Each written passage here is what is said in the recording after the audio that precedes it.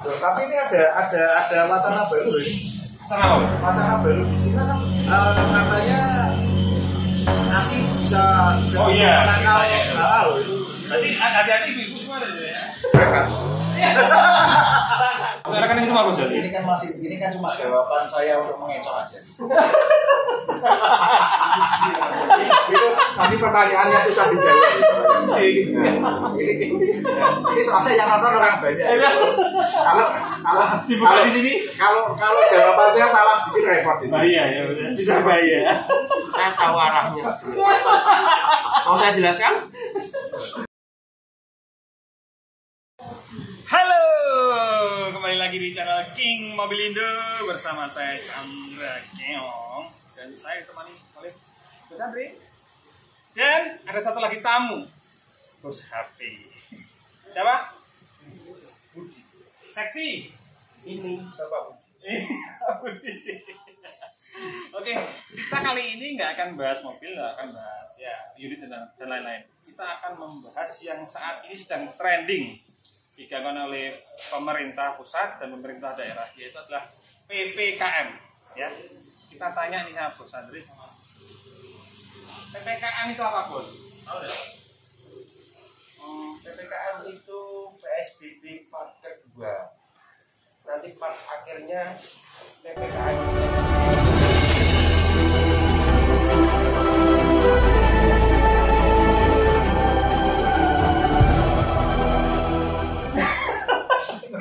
Artinya kita nanti mungkin ada part sebelumnya Infinity War. PPKM Infinity War. Jadi ini ngeri gitu. Tunggu serial selanjutnya. Tahu gitu. Ini nggak, Bos? Ini versinya Bos apa ya? Nah, karena versinya Bos Andri apa ini? Ya sejenis lah. Pembatasan dan pembatasan lah. Pembatasan ya. Seperti itu ya. Ini adalah sesuatu yang tadi kita sudah mengalami ini dua kali. Dari yang tahun kemarin, ulang lagi tahun ini. Tapi lebih kreatif sih, ganti judul. Ganti judul aja ya. Mungkin makanya kan nanti mungkin ada Infinity War, PSBB Endgame. Oh. Mungkin nggak 20 hari lagi, 6 bulan. Oh. Jangan hapus ya. Jangan ya. Jangan seperti itu ya. Oke, tadi sudah dijelaskan di PPKM apa tadi dari ini sama Mas Andri. Sekarang gini, sudah diterapkan PPKM per hari kemarin ya. Ya, itu kira-kira 2 hari yang lalu ya. Nah, itu kira-kira yang tidak boleh dilihat gimana kondisi Semarang? Sepi. Memang sepi ya. Sesuai anjuran pemerintah semua di rumah. Semua tidak mengikuti semua protokolnya, termasuk pesantren juga, Bos.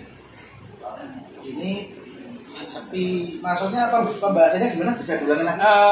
Setelah diberlakukan PPKM di Semarang, menurut Bos Andri gimana? Suasana di Semarang maksudnya? Oh, kita bahasnya suasana. Kalau suasana di Semarang ya benar kayak ngomongin Budi, sepi, ya kan? Cuma kalau bilang jalan ya saya bilang nggak terlalu sepi juga ya, malah banyak yang macet malah. Itu ya, Bos? Iya, coba survei aja. Jalan yang ditutup sepi, nggak ada yang lewat. Nah, tapi kalau jalan-jalan yang boleh kita lalui, macet malah, bukan malah sepi. Karena ngumpul di situ semua ya? Semua. Nah, dengan sepinya kayak tadi itu dapat berefek ke bisnisnya Bos Andri kan, Bos? Ini nggak? Kalau Bos Andri dulu? Kalau saya ini jujur ya. Iya. Nanti boleh diikutin sama bukti-buktinya juga. Oke, Kalau siap. menurut saya, karena saya bisnis saya mobil ya ini, dalam mungkin mobil ya. Itu kan mungkin karena dari dulunya antara orang walk-in sama orang sudah janjian, itu kan lebih banyak orang janjian. Benar. Ya. Kalau buat bisnis saya jual beli mobil mungkin 20%. 20% Berkurangnya. Berkurangnya ya. Nggak yang terlalu signifikan. Ya, signifikan ya. Dengan diperlakukan PPKM itu ya. Kan saya udah ngalamin 2 kali. Tahun kemarin sama ini. Kalau yang tahun kemarin malah saya dapat hikmahnya. Apa, Bos? Yang lain nggak berani jualan, nggak berani pulaan mobil, nggak berani stok mobil, saya masih stok mobil, nah, dapat harga murah. Dapat harga murah. Karena mereka sudah pada stop semua, jaga-jaga semua, lebih prepare save uang daripada stok unit. Benar. Nah, saya kan dapat harga murah. Dengan kondisi ini. Ini saya cerita tahun kemarin ya. Tahun kemarin. Nah, kayak apa? Namanya PSBB jilid pertama ya. Tapi jualnya tetap murah kan, Bos? Jualnya murah. Oh Jualnya tetap murah ya. Kalau udah jualnya murah ya nggak mungkin laku lah. Tapi kan setidaknya stok saya yang baru keluar semua. Benar. Pulaan laku keluar, pulaan laku. Yang lain nggak berani habis. Ya kan? Kalau yang PSBB yang pertama saya dapat. Hikmahnya seperti itu. Ya tahu yang ini. Kan ini baru 3 hari. Tapi kalau untuk dampak signifikan saya belum pasang. Karena baru 3 hari. Ya. Ya, kalau untuk Budi, untuk bulan HP-nya ini, Kalau saya signifikan karena signifikan banget. toko saya ada di pusat keramaian di mall. Iya. Ada di mall. Suasana kayak ini. Ditutup Tutup sampai tanggal sampai tanggal 20. 20 loh. Hari ya, hampir bulan ya, Bos? 17 hari. 17 hari ya. Kemudian kalau yang dulu part pertama SP pertama mall ditutup, saya masih bisa buka cabang di luar. Di luar. Kita masih bisa berkreativitas di luar. Capan di luar ya. Capan di luar ya. Terus yang part kedua ini di luar pun kita juga dibatasi.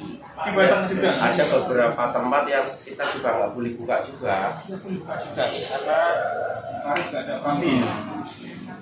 Ya part kedua ini sebenarnya lebih seru sih, lebih menegangkan. Mungkin kita dilatih untuk part-part selanjutnya.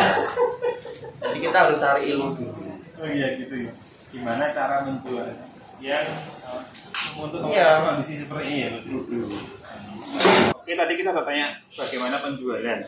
Nah, terus sekarang Budi kan juga apa jual beli second ya? Nah, second ini gimana? Kalau misalnya aku mau jual HP itu gimana? Tetap kita beli sih, tapi dengan harga yang sangat safe, dengan harga yang hati-hati. Karena kita kan nggak bisa prediksi Bener. kapan ini akan laku. Jadi kita agak berhati-hati dalam harga.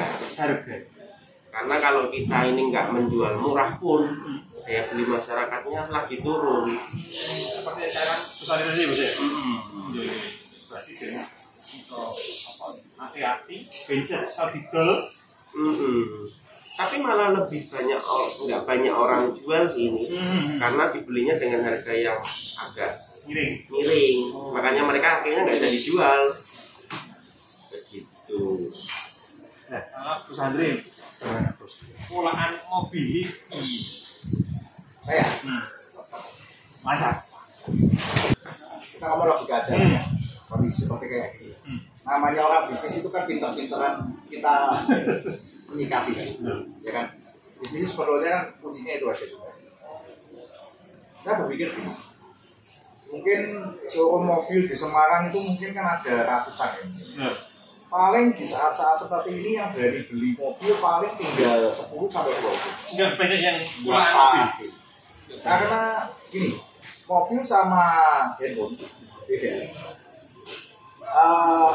Handphone itu kan pas mobil. Benar. Kalau mobil itu kan boleh dikatakan masuknya ke showroom. Ya. Ya mungkin lah satu hari ada showroom bisa jual 20-30 kayak handphone kan nggak mungkin. Nah, jadi gini pertanyaan saya sih Bang. Kalau kamu dagang belum laku, ya kan? Berarti bila Tidak berani, normalnya tidak berani. Kalau kita beli belum jual belum laku, tidak beli. Kalau saya sekarang kalau kamu tanya, saya masih terus akan beli. Terus akan beli. Nah, karena saya juga masih terus laku. Masih terus laku. Keyakinan seperti itu ya. Bukan keyakinan, fakta. Nanti saya tunjukin. Oh siap. Penjualan saya selama selama ini berapa ini tanggal 6 ya. Nah, tak tunjukin 6 hari kerja ini, ya kan? Saya laku berapa nanti ada kan? Di laporan grup saya kan ada. Nanti ditunjukkan sama Bos Andri penjualannya apa? Sampai tanggal hari ini. Jadi seperti itu. Kalau harga saya ikut budgetnya sama. Kita dulu misalnya beli harga 200 ya, ya sekarang harga 200 yang ada. Saya belinya tetap di bawah 200. Karena kita, iya, karena kita nggak tahu gitu. Kalau saya pemikirannya gini, ini mau berakhir sampai kapan nggak tahu. Harus hati-hati untuk memberikan harga. Iya, harga. Soalnya kalau saya itu kan masih ada pihak tiga. Penjualan saya itu kan masih ada hubungan dengan pihak tiga. Dalam yang apa maksud leasing. Oh iya. Ya. Lembaga. Kita kan nggak tahu leasing ini ke depan mau gimana. Kalau yang di PSBB yang pertama dulu kan sempat leasing tertentu stop selling. Benar sekali. Itu akan beberapa sekali. Nah, kenapa saya bilang sampai hari ini saya masih belum begitu kena dampaknya? Karena leasing kebijakannya masih jalan. Oh, oke, nggak ada masalah. Kebijakannya belum ada perubahan. Belum ada perubahan. Kalau yang PSBB yang pertama kan itu, stop selling, kalau enggak DP 50% minimal. Nah, itu akan berdampak sekali buat kita. Seperti itu. Jadi kalau saya pertanyaannya masih di mobil, saya pasti akan terus di mobil. Masih tetap laku terus ya. Masih tetap laku. Karena tidak ada perubahan kebijakan juga. Belum ada kebijakan dari pemerintah yang berhubungan dengan bagian pembiayaan pendanaan leasing. Jadi intinya kalau di jualan mobil itu lebih kompleks loh ya. Betul, karena ada pihak tiga. Benar, ada pihak ketiga juga yang untuk intinya ikut campur dalam masalah penjualan mobil. Kan nggak semua orang beli mobil itu kan ada juga. Dia laku terus. Tempat hiburan tutup, tempat pariwisata tutup. Uangnya buat apa? Cara ngabisin uangnya terus bagaimana? Tempat hiburan tutup, mall tutup, pariwisata tutup. Tiap hari mau bilang uangnya buat apa, Bos? Saya malah belum pernah pikiran sampai ke sini. Nah, ya terus buat apa ya? Kamu tanya, tiap hari mau laku, mau tutup, mau shopping di mana, mau wisata kemana, mau karaoke di mana, Boleh semua nih. mau makan nggak boleh, pulang. Maunya buat apa? Uangnya. Berarti ini yang dinamakan kayak pepatah orang tua bilang ya. Yang kaya semakin kaya, yang miskin semakin miskin ya. Iya. Ya? Betul ya? Betul apa salah gitu? Iya. Bisa jadi bos. Bisa jadi seperti itu benar. Bisa jadi seperti itu. Ya kan? Yang miskin semakin miskin, ya kan? Yang kaya semakin kaya loh dari itu. Nah, uangnya ngumpul semua di stapel di rekening, nggak kepake kok. Ya kan? Berarti ini cuannya belum kepake ya? Pakai dulu. Sekarang bos, cara menyikapinya PPKM gimana? Dari segi bisnis ini. Sekian jas hujan. Karena PPKM ini kita rawan disemprot. Gitu ya. Pemadam kebakaran. Kalau nggak tahu belawir, pemadam kebakaran. Bercanda. Jadi saya juga bingung sih dalam sektor handphone ini sebenarnya kan kalau menurut aturan perwalinya. Perwali tahu bos? Peraturan wali kota. Kita ini masuk ke grup esensial yang masih bisa buka karena handphone itu sebenarnya sektor yang penting. Esensial ya? Esensial karena orang bekerja dari rumah tetap pakai handphone. Komunikasi. Absen kantor pakai handphone, belajar pakai handphone, pesan makan pakai handphone, bayar cicilan pakai handphone, transfer jangan curhat dong. Transfer pakai handphone. Tapi toko ini suruh tutup. Terus bagaimana? Kan aneh gitu loh. Kecuali toko infonya tidak menerapkan prokes, ya kan? Bisa ditegur atau gimana. Yang ini kenapa kok semua dipukul rata tutup? Kita sebenarnya kan nggak semua toko handphone itu nggak tahu aturan. Benar. mungkin di antara 100 toko handphone hanya beberapa yang nggak tahu aturan, tapi di pukul rata semua tutup. Kita dianggap sektor yang nggak penting. Coba kalian nggak pegang handphone 1 hari, bisa? Gatel, tangannya gatel. Bingung. Handphone ketinggalan aja, menurut survei, handphone yang ketinggalan di rumah 98% akan diambil oleh pemiliknya. 98%. Kalau nggak bujuni ya. Apalagi kayak Anda lah, itu alasan utamanya itu. Nggak bujuni ya, Pak. Bulan istri yang buka atau kamu ambil langsung. Nah, itu loh. Jadi menurutku handphone itu sektor yang penting. Dan itu sudah disampaikan Bos dalam Sudah sih, saya sudah curhat sama Tuhan. iya. Nanti biar Tuhan yang mengingatkan orang-orang semua itu yang bikin aturan. Kalau pesan sendiri gimana menyikapinya itu kan? Apa ya? Susah ya. Susah. Yang namanya peraturan itu pasti ada pihak-pihak yang dirugikan. Pasti ada pihak-pihak yang dirugikan. Pasti. Saya hari ini mau belajar coba jawaban saya di bahasa. Sebetulnya kalau ini tadi nyambung dari pembicaraannya di masalah ini, mungkin saya setuju sih kalau untuk yang mall itu memang harus dibuka. Tapi kalau untuk yang di jalan-jalan, saya rasa kalau selama dia tidak melanggar prokes ya, itu saya rasa kalau ditutup semua juga kayak Semacam prokes ya. Cuma pelaksana tugas di lapangan itu enggak menyikapinya dengan hati nurani. Makanya saya curhatnya sama Tuhan. Tapi sebetulnya ya PPKM ini kan PSBB jilid 2. Sebetulnya untuk pemerintah itu lebih ringan karena saya lihat sekeliling saya itu sudah, saya bilang nggak semua ya, tapi sebagian besar sekarang sudah pada sadar kalau nggak penting-penting banget mereka nggak boleh keluar. Itu udah nggak kayak yang pertama.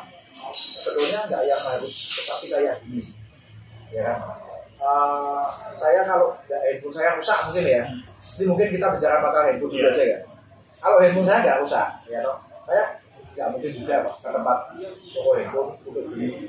Nah, kalau cuma mau tukar tambah, saya rasa banyak yang ditunda. Satu karena memang nggak punya duit, ya kan? Karena kondisinya kayak gini. Ya, yang kedua mereka sudah sama. Kalau untuk hal-hal yang cuma simpel-simpel mau tukar handphone, tukar tambah handphone, saya rasa masih baik-baik. Mereka akan lebih mengutamakan atau yang pokok Kesehatan. Iyalah, nggak yang harus ketat seperti ini. Nah, karena dia apa-apain jilid pertama sama jilid kedua itu kan orang sudah lebih pintar jilid kedua. sudah terbiasa Bos ya. Sudah tahu apa yang harus dilakukan, mana yang enggak. Dari yang kedua juga sudah banyak, mereka sudah tahu ini sebuah nada, ya kan, dan memang mematikan, ya kan. Saya rasa banyak lah, saya rasa orang Indonesia zaman sekarang sudah lebih pintar-pintar daripada orang Indonesia zaman dulu. Oke, sekarang kita akan tanya saran dan kiat-kiat untuk menghadapi masa PPKM ini.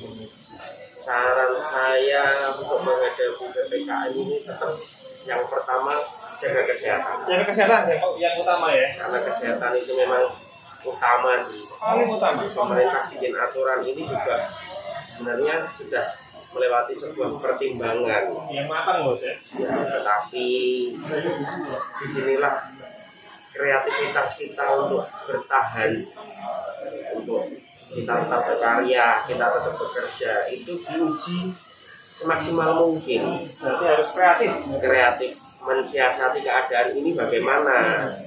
Tanpa harus melanggar protokol yang sudah dicanangkan oleh pemerintah. Betul, karena jas hujan saya belum kering. Kalau melanggar disemprot.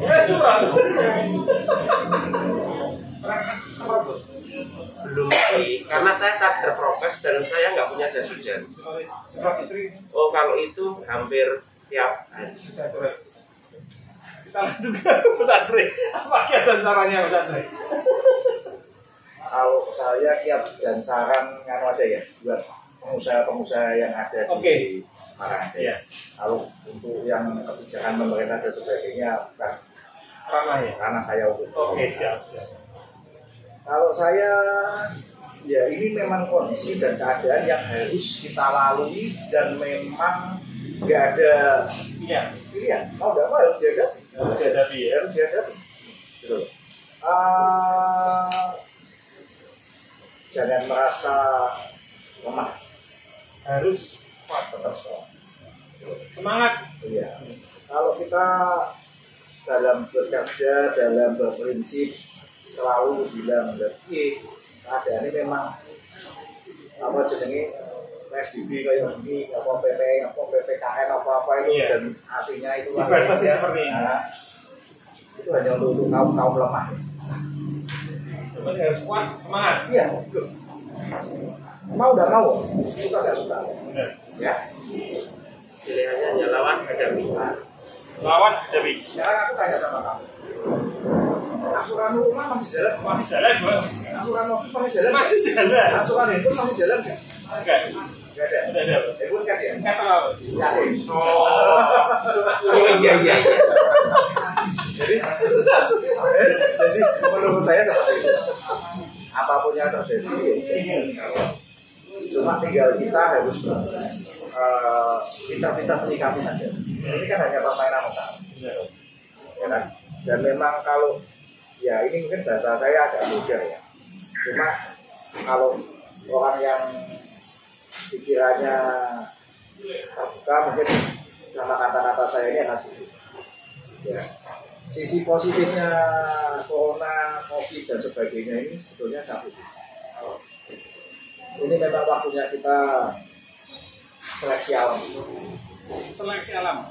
Jadi seleksi alam ini ya seperti ini. Jadi memang nanti pada akhirnya tinggal orang-orang yang dalam tanda kutip terpilih yang masih bisa kita. Kuat, semangat, dalam Sehat. tanda kutip terpilih. Yang pasti sehat dulu. Jadi kalau nggak sehat, otaknya pasti nggak jalan. Pasti ya, harus sehat dulu, otomatis itu akan jadi orang yang terpilih. Dalam hukum yang sehat, jiwa yang kuat. Sehat, kuat, terpilih. Jangan lupa susu Fitrin. Ojo, iklan malah betul ya.